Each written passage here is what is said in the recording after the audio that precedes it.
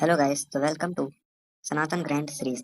आज हम लोग इस सीरीज का लेयर 1 को करने जा रहे हैं, जो कि लेसन 2 होगा हमारा इस सीरीज का, जिसमें हम लोग सबसे पहला पार्ट कवर कर रहे हैं श्रुति का। तो चलिए स्टार्ट करते हैं। श्रुति में लिखी चीजें फिजिक्स, कॉन्शियसनेस, यूनिवर्स के structure, energy, behaviour, human mind और रियलिटी रूल्स को समझाने के लिए काम आते हैं। ये जो टेक्स्ट हैं ये टाइमलेस इसलिए होते हैं क्योंकि इन्हें ह्यूमन ओपिनियन नहीं होता।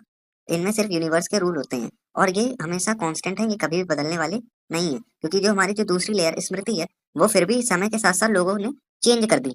हाँ, लोगों ने उसके जो रूल्स एंड रेगुलेशंस है वो चेंज कर दिए, मगर श्रुति का ऐसा नहीं है। जो फिजिक्स पहले थी वो आज भी है, जो कॉन्शियसनेस लोग पहले समझते थे वही आज भी है, यूनिवर्स का स्ट्रक्चर वैसे का वैसे ही रहेगा, एनर्जी बिहेवियर भी वैसे ही रहेगा। फिर हम लोग देखते हैं वेस्ट का स्ट्रक्चर, क्योंकि श्रुति में ही वेद आते हैं। लेकिन उसके पहले हम लोग एक बार श्रुति का मतलब समझ लेते हैं। श्रुति को और क्या बोला जाता है? श्रुति का एग्जैक्ट जो मीनिंग होता है वो होता है सुना गया सच। इसका मतलब ये है कि श्रुति बुक्स कोई इंसान ने नहीं लिखी है।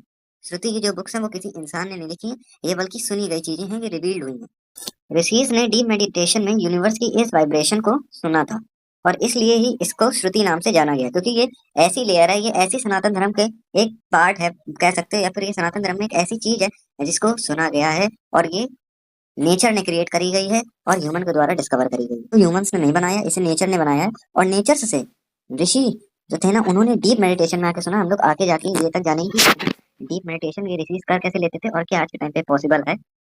तो वो सारी बातें हम लोग धीमे धीमे आगे के लेसन में जानेंगे। अभी मैंने जैसे पहले ही बोला था कि मेरे को खुद नहीं पता कि कितने लेसन में जा सकती है, और इसको 4 पार्ट्स में लिखा गया क्योंकि वेद 4 होते हैं और इसके 4 पार्ट्स हैं: ऋग्वेद, यजुर्वेद, सामवेद, अथर्ववेद। अगर मैं ऋग्वेद की बात करूं तो ये लॉज ऑफ नेचर को एक्सप्लेन करता है।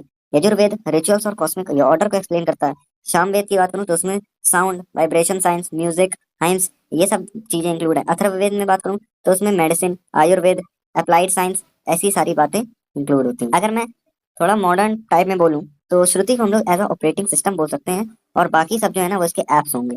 ऋग्वेद, यजुर्वेद, सामवेद, अथर्ववेद, ये इसको आप एप्स भी ऐसा कंसीडर कर सकते हो। श्रुति के अकॉर्डिंग गॉड एक एनर्जी है, वो कोई पर्सन नहीं है, कोई बूढ़ा आदमी स्काई में है। क्योंकि आप लोग ने अक्सर मीम्स में देखा होगा कि जो लोग होते हैं वो जब चांद की जब फोटो वगैरह डालते हैं तो वो बोलते हैं कि हमें तो यहाँ पे कोई मिला ही नहीं, भगवान है का। तो भाई पहले ही बता दूं कि श्रुति के according God old man in sky नहीं है, वो कोई आदमी नहीं बैठा है आसमान में।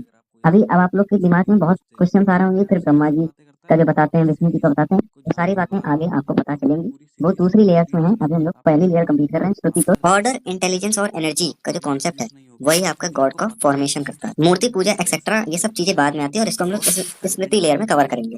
ठीक है, फिर अब हम लोग बात कर लेते हैं कि श्रुति का पर्पस क्या है। श्रुति बेसिकली हमको 3 चीजें सिखाती है: रियलिटी क्या है, माइंड कैसे वर्क करता है, ह्यूमन का अल्टीमेट डेस्टिनी क्या है, आपका अल्टीमेट ह्यूमन की गोल क्या है।